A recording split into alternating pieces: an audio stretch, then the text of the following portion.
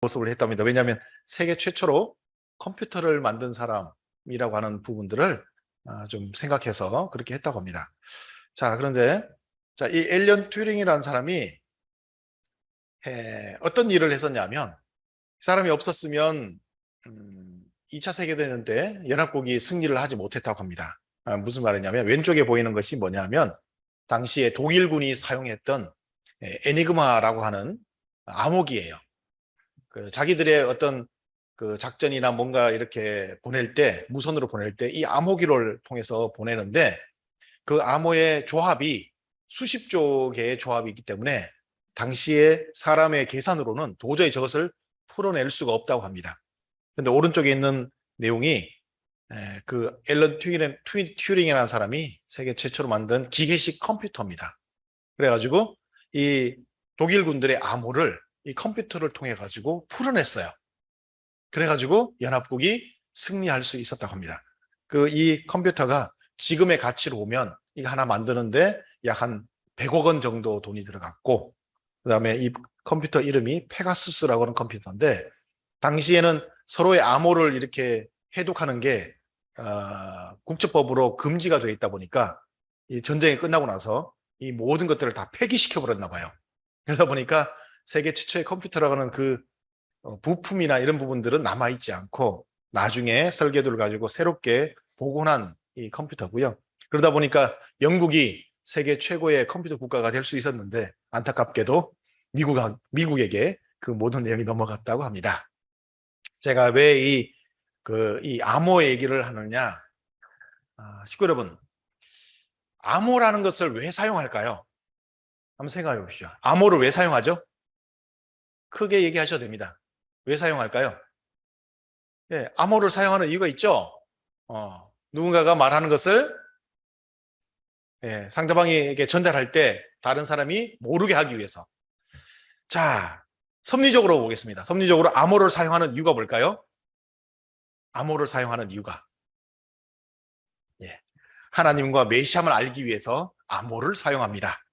그죠? 제가 왜 이 말씀을 드리냐면, 성경이 가지고 있는 암호가 있어요. 성경을 하나님이 그냥 모든 존재가 그냥 보면 이게 이런 거구나 알게 하지 않습니다. 왜 그럴까요? 사탄이 미리 알고 대처할까 봐 절대 그것을 누구든지 알 수 있는 내용으로 전달하지 않습니다. 반드시 암호를 통해서 성경 안에 숨겨놓아서 볼 수 있도록 하고 있습니다.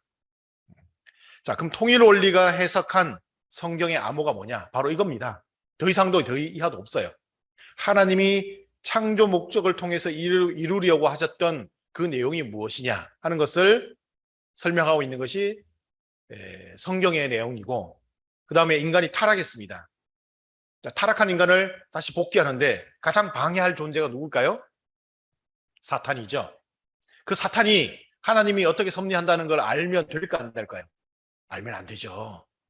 그러니까 하나님도 그것을 모르게 메시아만 알고, 그리고 하나님이 특별하게 지정한 그 중심 인물들만 알 수 있도록 하기 위해서 성경에 이렇게 메시아를 위한 기대가 이런 것이다. 그래서 믿음의 기대를 세우고 실체 기대를 너희들이 세우면 내가 메시아를 보내줄 것이고, 또 그 메시아를 통해서 너희들이 열심히 신앙생활을 하면 창조 목적을 완성할 수 있을 것이다 라고 하는 것을 알려준 내용이 있는데, 지금까지 그 내용들을 풀어낸 사람이 있었느냐? 없었습니다.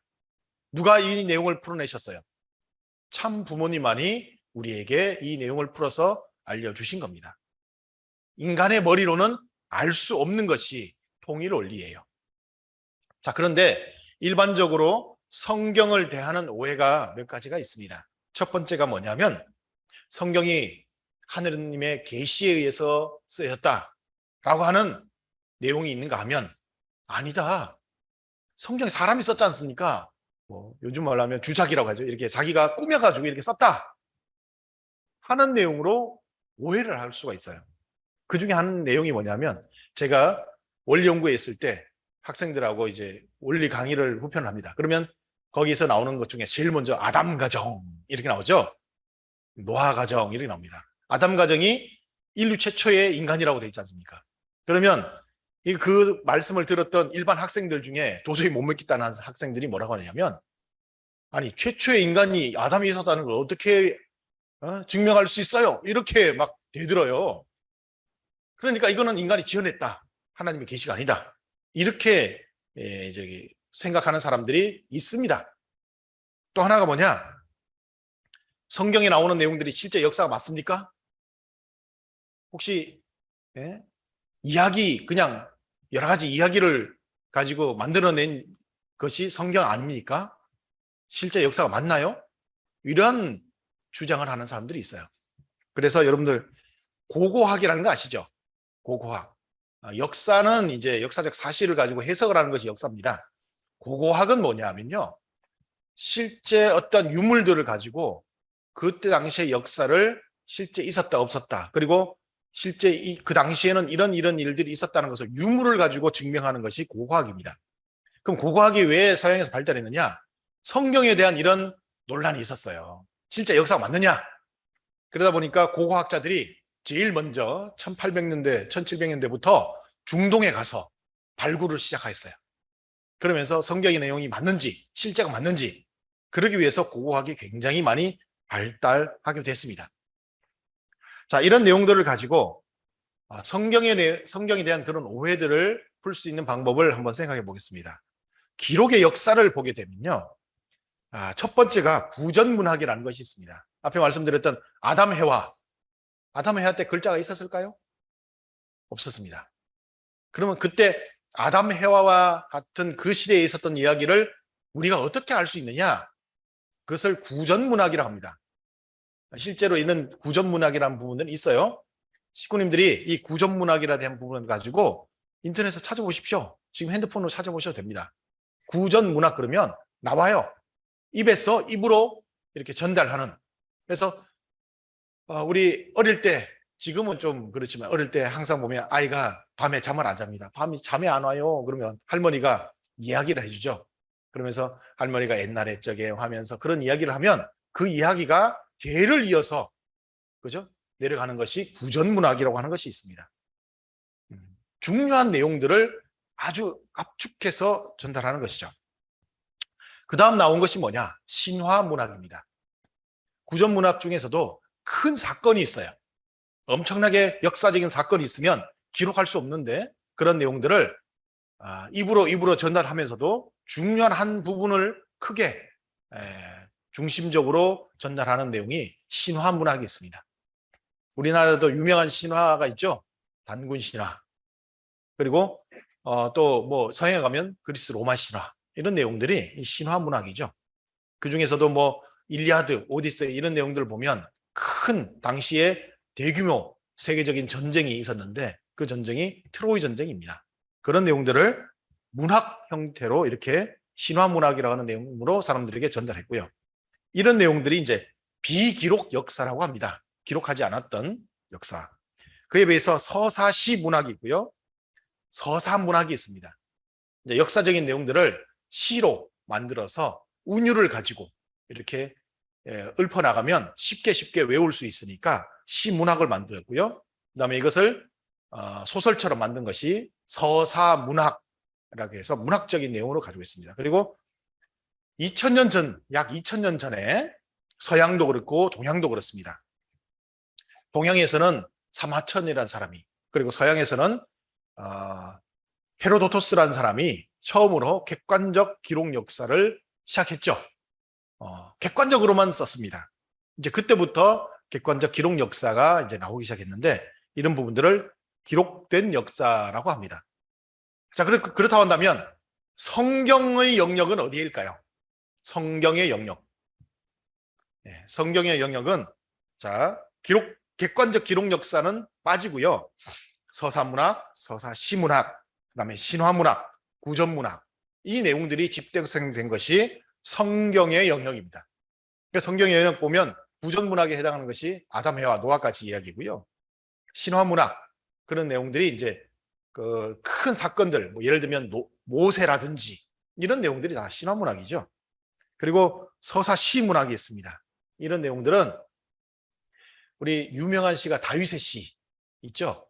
시편, 이런 내용들이 시문학이고요. 서사문학, 역대왕에 대한 그런 내용들이 서사문학입니다. 그리고 객관적 기록의 역사의 부분들은 성경에 솔직히 없어요. 그런 내용들을 집저생한 내용이 성경입니다.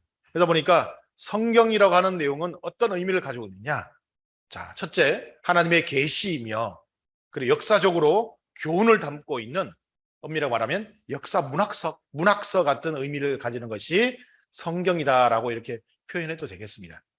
한국에도 보면 두 가지의 큰 이렇게 역사에 대한 주류가 있는데요. 하나가 삼국사기가 있고요. 하나가 삼국유사가 있죠. 똑같이 삼국시대에 대한 내용들을 기록을 담고 있는데, 삼국사기는 고려시대 때 이 국가에서 직접 관여해서 쓴 정사입니다. 정사.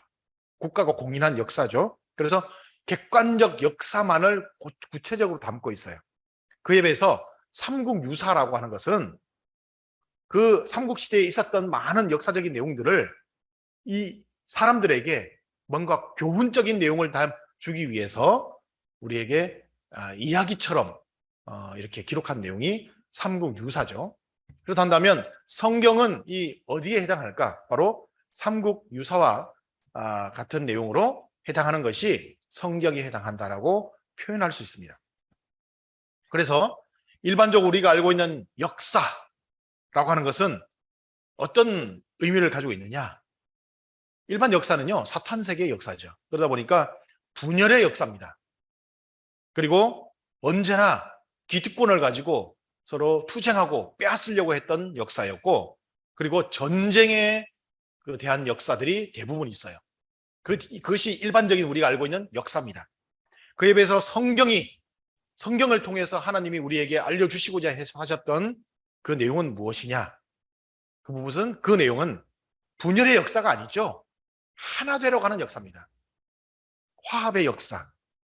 그리고 맨 아래에 있는 것처럼 저 맨 아래에 있는 내용은 무엇을 모티브로 한 그림이냐 하면 에서와 야곱이 서로 화해하는 장면을 담은 그림입니다. 그런 것처럼 서로가 죽고 죽이는 그런 싸움의 내용이 아니라 서로 하나 되고 화합하여 나갈 수 있는 그런 내용들을 이 역사 기록에 성경에 담았다고 하는 것입니다. 이것이 성경이 알려주시는 내용입니다. 자, 구체적으로 그래서 이 죄악 세계에 성경을 통해서 하나님이 제시해 주신 새로운 비전이 뭐냐? 그 비전이 주제가 있습니다. 그것이 바로 하나에서 전 존재로라고 하는 내용입니다. 참 아버님께서도 원리 원본을 지으실 때 제일 첫 번째 제목이 뭐냐? 그것이 바로 하나에서 전 존재로예요. 하나에서 전 존재로.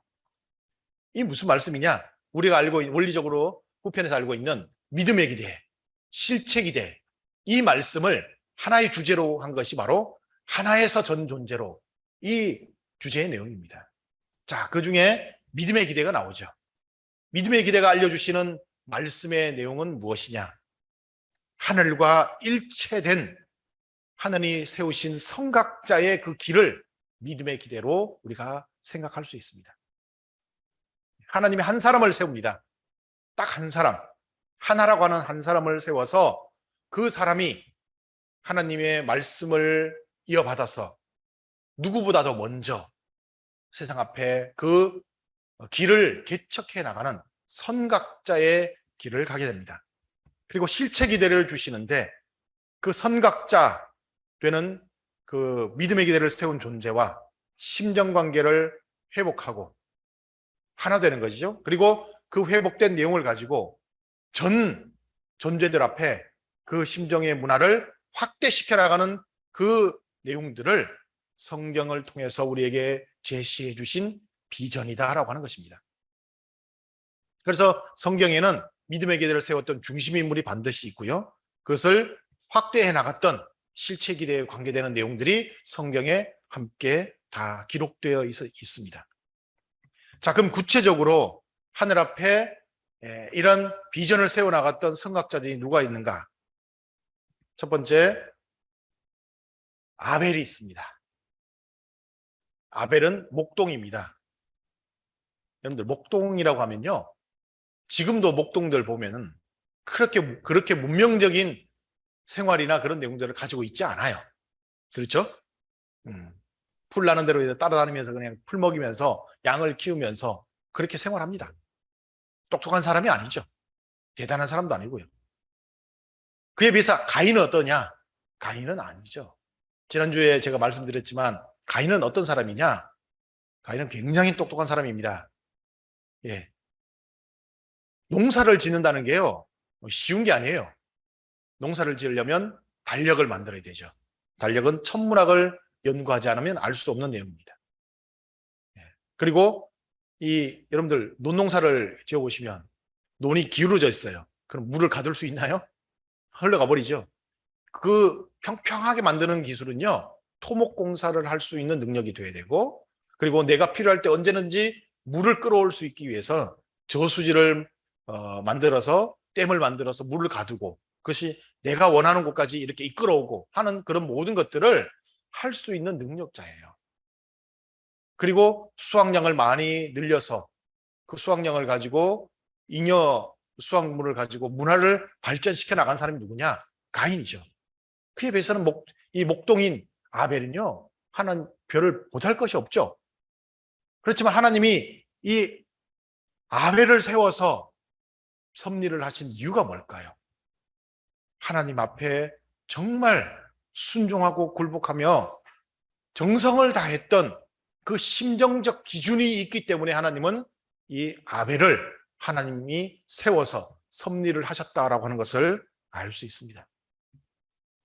자, 노아 가정을 보게 되면 방주를 짓는데 몇 년이 걸렸습니까? 120년이 걸렸습니다. 여러분들 생각해 보세요. 방주를 만드는데 120년이 걸렸다. 무슨 의미일까요? 무슨 의미일까요? 혼자 만들었다는 얘기입니다. 혼자. 노아 할아버지가 얼마나 외로움 가운데 이 작업을 했을까 생각해 보셔야 됩니다. 가족들, 부인이 도와주지 않았습니다. 아들들이 도와주지 않았어요. 그렇지만 하나님이 한번 스쳐가듯이 노아야 방주를 만들어라. 이 말씀에 완전히 순종을 굴복해서 120년간 묵묵히 그 섭리적인 과업을 성취해낸 사람이 누구냐? 바로 노아라는 거죠. 그런 노아 할아버지의 순종 굴복에 대한 부분들을 우리가 생각해야 되고요. 아브라함이 어떤 사람이냐? 예, 원래 아브라함이 하나님이 드리라 했던 그 제물을 잘 드렸으면 아무 문제가 없었을 거예요. 그런데 그러지 못했습니다. 예, 비둘기를 쪼개라 하는데 쪼개지 못했죠. 그 바람에 솔개가 와서 그 비둘기를 물어 가버렸습니다. 하늘 앞에 제사를 지내는데 잘못 지낸 것이죠. 그런데 그 실수한 이 아브라함을 하나님이 어떻게 다시 쓰실 수 있었느냐? 100세 만에 얻은 그 아들 이삭을 하늘 앞에 주저없이 번제를 드렸어요. 자, 아브라함의 그런 아들을 하늘 앞에 드리는 그 정성의 내용뿐만 아니라 그 아들 이삭은 어떤 줄 아세요? 여러분들 한번, 우리 청소년들이 있는데 갑자기 아버지가 야, 하나님이 너 잡아가지고 제사 지내란다 하면서 좀 이렇게 단 위에 올려놓고 아브라함처럼 한다 그러면 여러분들 아버지한테 뭐라고 할 것 같아요? 미쳤어요? 이렇게 할 거예요. 그죠? 뭐 하는 거예요 지금? 그런데 이삭이 어떻게 했습니까? 하나님의 뜻이라면 아버지 뜻, 하늘 뜻대로 하십시오. 저는요, 이 아브라함을 하나님이 다시 쓰실 수 있었던 그 기준이 어디에 있었을까? 아들이 잘나서 그런 것 같습니다. 아들이 귀한 아들을 낳았기 때문에, 잘 키웠기 때문에. 자, 그런 면에서 이 내용들을 보게 되면, 자, 이 선각자들이 보여준 이 삶의 내용들은 과거에 그 사람들이 그냥 이렇게 살았습니다 라면서 우리에게 알려준 이야기냐? 아니라는 거죠. 이들의 그 가는 길은 우리가 지금 신앙길을 가는 데서도 가장 중요한 데입니다. 성경이 기독교인들은 뭐라고 하냐? 구원을 위해서 우리에게 주신 말씀이라고 생각할 수도 있습니다. 맞습니다.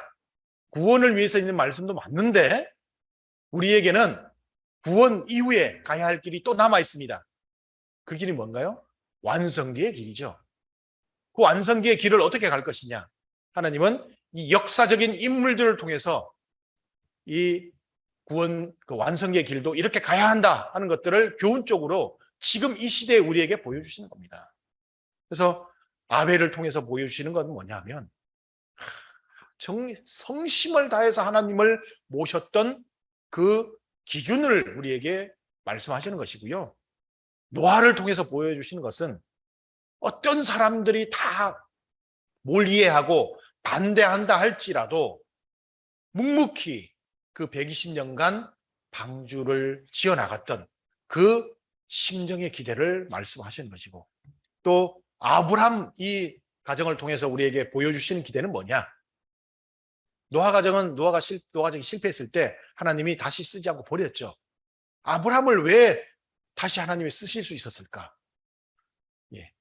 우리 교회로 말하면 1세 부모님이 잘 그 뜻을 이루지 못한다 할지라도 누가 이뤘어요?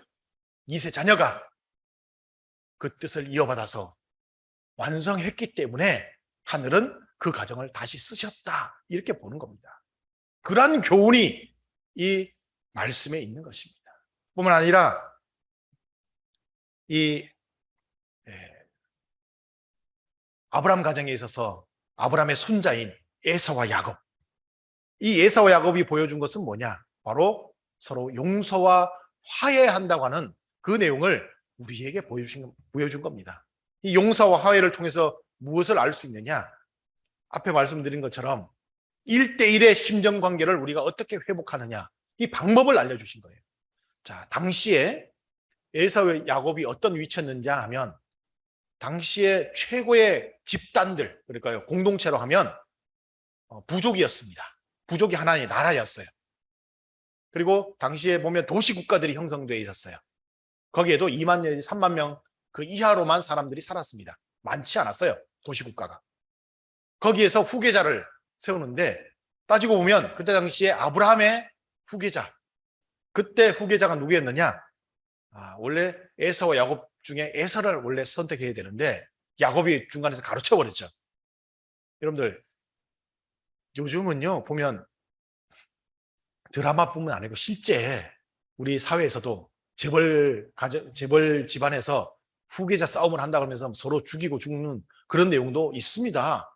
그렇죠? 그런 내용이라는 거예요. 이게 누가 후계자가 될 것이냐, 재벌 집안에 있는 그런 내용들처럼, 또 왕권을 누가 후계자가 될 것이냐, 얼마나 피비린내나는 싸움을 합니까? 그런데 그때 당시에 이 아브라함 가정에서 무엇을 보여준 줄 아세요? 화해라는 것을 보여줬습니다. 이게 지금은 여러분들 화해할 수 있죠? 여러분들 화해하실 수 있죠? 그런데 이때 당시에는요 사람들 개념 속에 화해라는 것이 없었어요. 4,000년 전 얘기입니다. 4,000년 전에 화해라고 하는 것이 없었어요. 원수지간이 되면 어떻게 해요? 죽이는 것이 법률이었어요. 그런데 화해했다. 엄청난 사건입니다. 엄청난 사건. 특히나 이들이 가지고 있는 위치가 달랐어요. 위치가 부족의 최고의 후계자들이었잖아요. 주변 부족들 앞에 무엇을 보여줬습니까?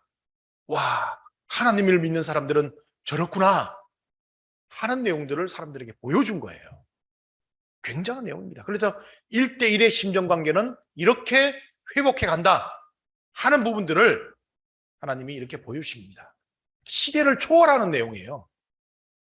자, 그렇게 시대를 초월하면서 하나님은 이렇게 에서와 야곱, 그리고 모세, 예수님까지 기존의 관념과 사상을 초월한 그런 실체기대의 내용들을 우리에게 제시해 주시면서 당시에 있는 사람들이 이것을 이런 것이 있었을까?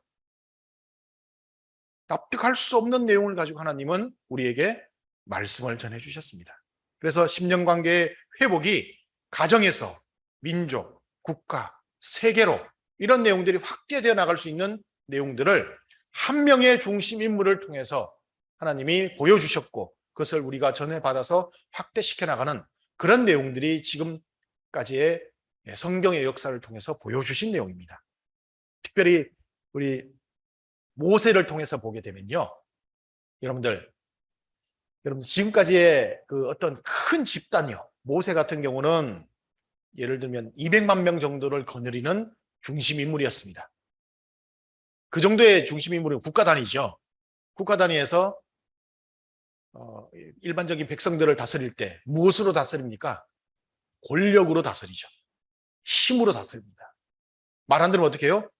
때립니다. 또 더 말 안 들으면 어떻게 해요? 죽입니다. 그러면서 사람들을 통제하고 권력을 휘두르면서 사람들을 다스려 나갔던 거에 비해서 모세가 보여준 것은 뭐예요?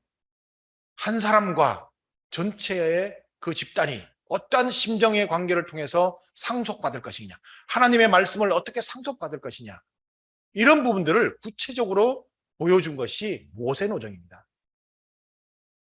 그래서 여러분들이 한번 생각해 보십시오. 가정에서나 아니면 1대1의 관계에서 나는 이 사람과 무슨 문제가 있다. 그것을 어떻게 풀어간다고요? 야곱처럼. 야곱이 에사와 인간관계를 회복했던 것처럼 그렇게 풀어나가는 것이 이 성경이 우리에게 주는 교훈이고요. 자, 내가 큰 어떤 기업체나 또는 어떤 뭐랄까요, 큰 단체의 장이 되어 있다. 그러면 그 입장에서 이 조직을, 이 기업체를 정말 하나님이 원하시는 기업체와 조직으로, 그리고 번성하는 조직으로 어떻게 만들어 갈 것이냐, 그것을 보여준 것이 누구냐? 모세라고 하는 겁니다. 이들이 가지고 있는 보여준 리더십이 하늘이 인류에게 보여주신 리더십이에요. 인간은 이렇게 살아야 된다. 전체를 이끌어갈 때 이런 마음을 가지고 이끌어가야 된다. 심정관계를 이렇게 회복해야 된다는 것을 이들을 통해서 보여주셨습니다. 뿐만 아니라 예수님을 통해서 우리에게 보여주시는 내용이 뭐냐? 여러분들, 그때 당시, 2000년 당시를 생각해 보십시오.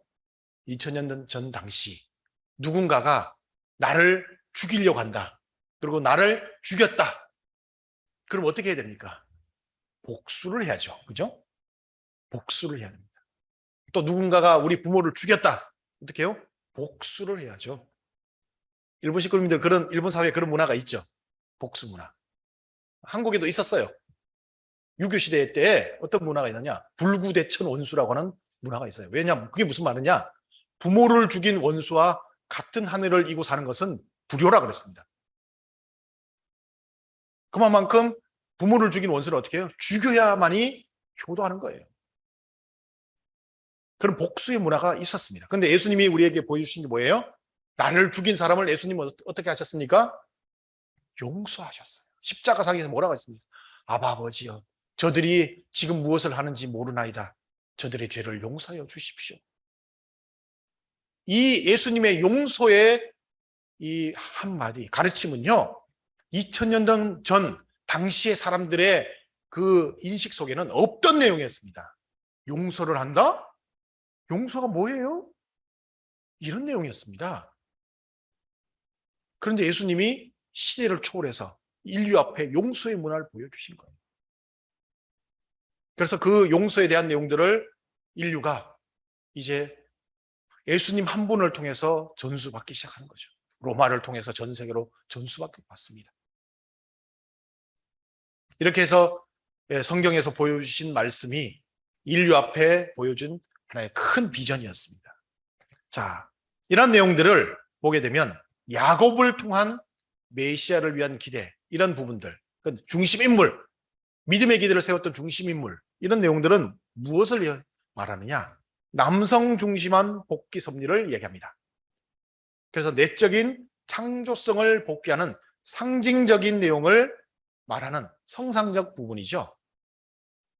자, 이렇게 성상적 부분만 있는 것이 아니라 성경에는 감추어져 있던 형상적 부분이 있었어요. 여성을 중심한 외적인 혈통 복귀의 복중 장자권 복귀, 이 내용이 형상적으로 나와 있었습니다.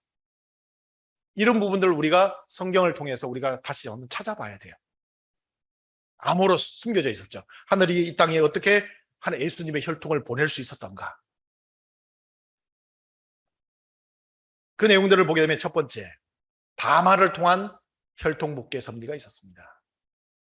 이 여성들을 통한 내용들은요, 남성들은 갈등의 관계를 해결하는 내용이었지만 여성들은 자기의 생명을 바쳤습니다. 이게 잘못 발각되면 어떻게 돼요? 죽을 수 있는 내용이었어요. 자기의 생명을, 특별히 야곱의 아들 유다가 있습니다. 유다에게는 이 아들이 3명이 있었어요.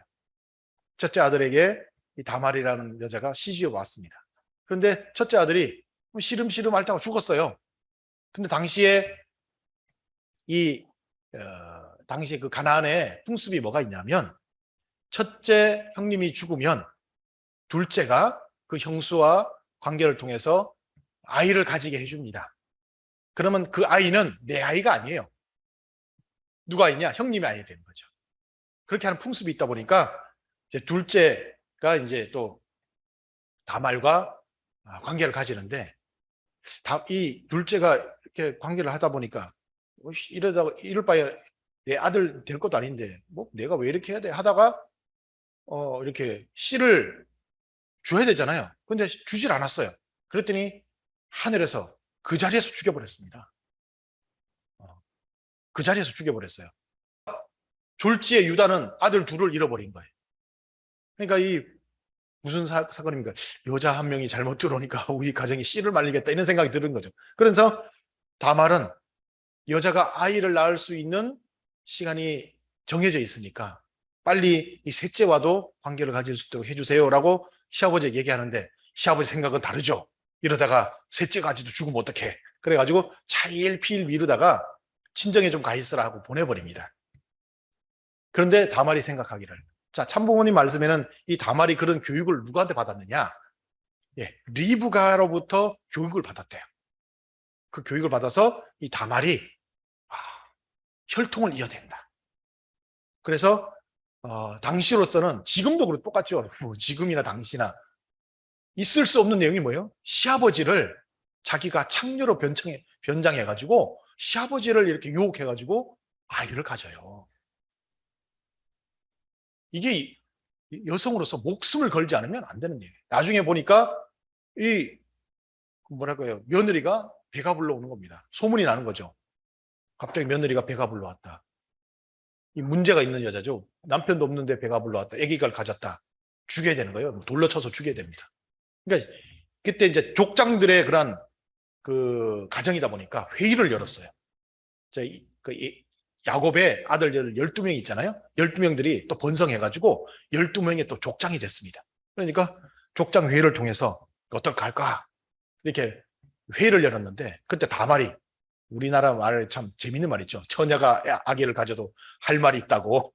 그때 한마디 말할 기회를 줬나 봐요. 그랬더니 내 남편이 있습니다 하면서 그때 유다로부터 받아놨던 도장 그리고 지팡이, 이걸 가지고 이 사람이요, 이걸 가지고 이 주인이 내 아이의 아버지입니다 이렇게 내놓으니까 유다가 어떻게 했어요? 마음 이게 없는 일로 해버렸습니다. 그래서 거기서 아이가 태어나죠. 베레스와 세라. 근데 그때 뱃속에서 나올 때 같아요. 먼저 손을 내미는 애가 있었어요. 근데 거기에 산파가 빨간 줄로다가 딱 이렇게 묶었습니다. 이거 나중에 형하고 아우를 구분해야 되니까. 그런데 갑자기 손이 다시 쑥 들어간 거예요, 엄마 뱃속으로. 그러더니만 나중에 손 내밀었던 아이가 나중에 태어난 겁니다. 복중에서부터 형님하고 동생이 바뀌어서 나온 거죠. 복중복귀를 하는 이 섭리적인 내용들을 다말이 이루어낸 겁니다. 시아버지를 통해서. 그래서 성경을 연구하는 학자들이 예수님의 조상이요, 결국에는 다말이 되는 거예요. 그럼 왜 남자를 아니고 여자를 조상으로 보는 줄 아세요? 예수님은 아버지가 없는 분이죠. 하나님이 아버지잖아요. 혈통은 여자로부터만 오니까 다말이 예수님의 조상인 겁니다. 아니 근데 이 음란한 여자가 어떻게 예수님의 조상이 될 수 있어? 성경을 공부하는 학자들이 성경을 몇 번씩 벽에다 치고 던져야만이 이게 문제가 풀릴 정도로 도저히 이거는 이해할 수 없는 내용입니다. 그것뿐만 아니라 그 후손 중에 정탐꾼 살몬이라고 있습니다. 이 뭐냐면 여리고성을 정탐했던 사람이죠. 그리고 여리고성의 그 살몬을 뭐랄까요? 숨겨주고 탈출시켜줬던 사람이 누구냐? 기생 라합이었어요.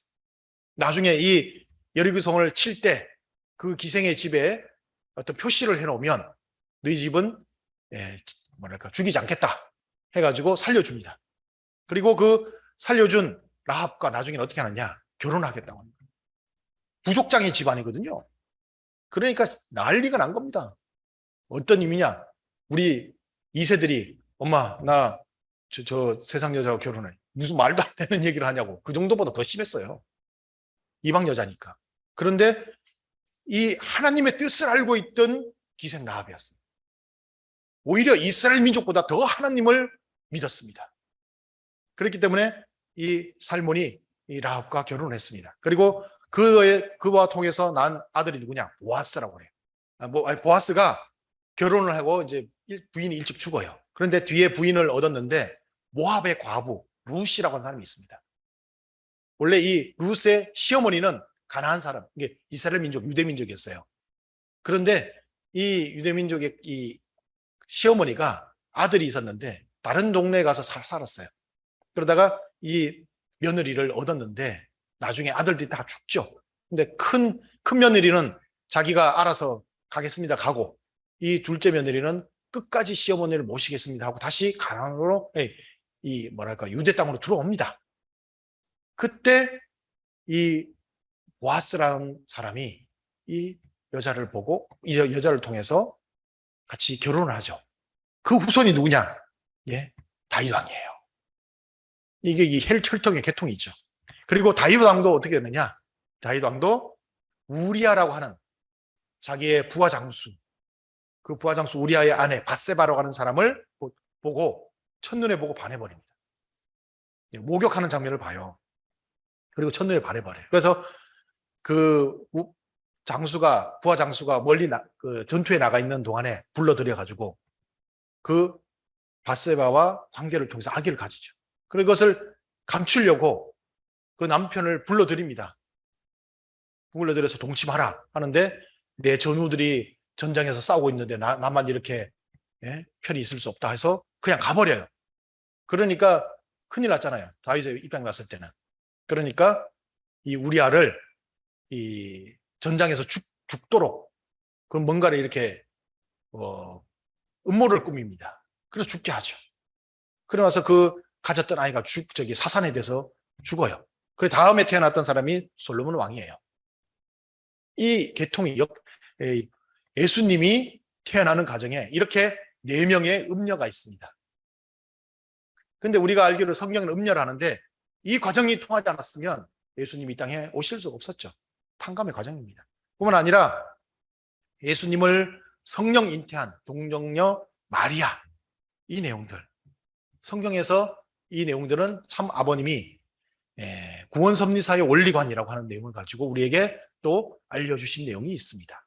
한번 꼭 그 책을 보시기 바랍니다. 자, 이러한 내용들을 통해서 볼 때 여성들이 얼마나 목숨을 걸고 이 땅에 메시아를 보내시려고 하셨는지 하는 그런 그 목숨을 건 섭리적인 과정들이 있었다는 것도 또한 알게 됩니다. 성경은 그런 내용들을 보여주는 거죠.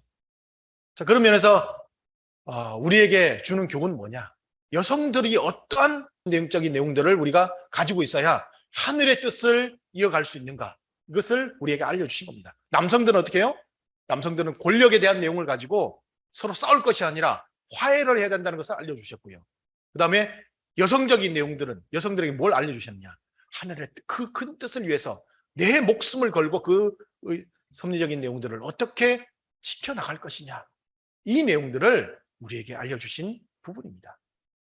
그런 내용들을 우리가 잘 받아들이게 되면 어떻게 해요? 이 성경의 말씀을 가지고 이 시대의 섭리적인 내용을 어떻게 우리가 잘 성취해 나갈 것인가를 알 수 있습니다. 뿐만 아니라 성경은 예수님을 통한 섭리적인 내용들을 우리에게 알려주셨죠. 예수님과 성신을 통한 영적인 이 자녀를 통해서 영적 중생의 길을 우리가 가는 방법을 알려주셨고, 이제 참 부모님을 통해서 참 어머님과 함께 영육 아우른 중생의 길을 어떻게 이뤄나갈 것인가 하는 부분도 원리 말씀을 통해서 성경에 있는 그 모든 내용들을 다 알려주신 겁니다. 지금까지 성경에는 성부, 성자, 성신이라고 하는 이 삼위신에 대한 부분들을 구체적으로 알 수가 없었어요. 왜? 사위 기대가 무엇인지를 정확하지 모르니까. 그런데 참 부모님을 통해서 성경에 있는 그 모든 감추어진 암호와 같은 내용들을 다 풀어주셨기 때문에 구원에 대한 내용까지도 완전하게 우리에게 설명해 주실 수 있는 그런 내용이 되었다는 것입니다. 자, 마무리하겠습니다. 성경은 선의 역사를 이끌어온 인류를 위한 교훈의 말씀이다 하는 부분들. 두 번째, 통일 원리는 성경을 완전히 해석한 인류를 향한 비전의 내용이다. 그래서 원리 말씀이 인류의 비전입니다. 세 번째, 선각자의 믿음과 심정관계 회복은 누구를 위한 것이다? 나를 위한 것이다. 그래서 과거에 있었던 그 선각자들이 걸어갔던 길을 우리가 꼼꼼하게 살펴봄으로써 이 시대에 나는 어떻게 이 섭리적인 과정에서 승리자가 될 것인가 하는 부분들을 알아야 되는 것이고, 또 하나 지금까지 성경에 제대로 알려지지 않았던 내용들, 여인들의 목숨을 건 혈통복귀의 그 정신을 지금 이 시대에도 우리가 상속받아서 하늘 뜻 가운데 있어서 여성들이 앞장서서 그 길을 나가야겠다 하는 것을 우리에게 알려주신 것이 이 오늘의 성경을 통한 원리 말씀이 해석한 그런 내용이다 하는 것을 다시 한번 말씀드립니다.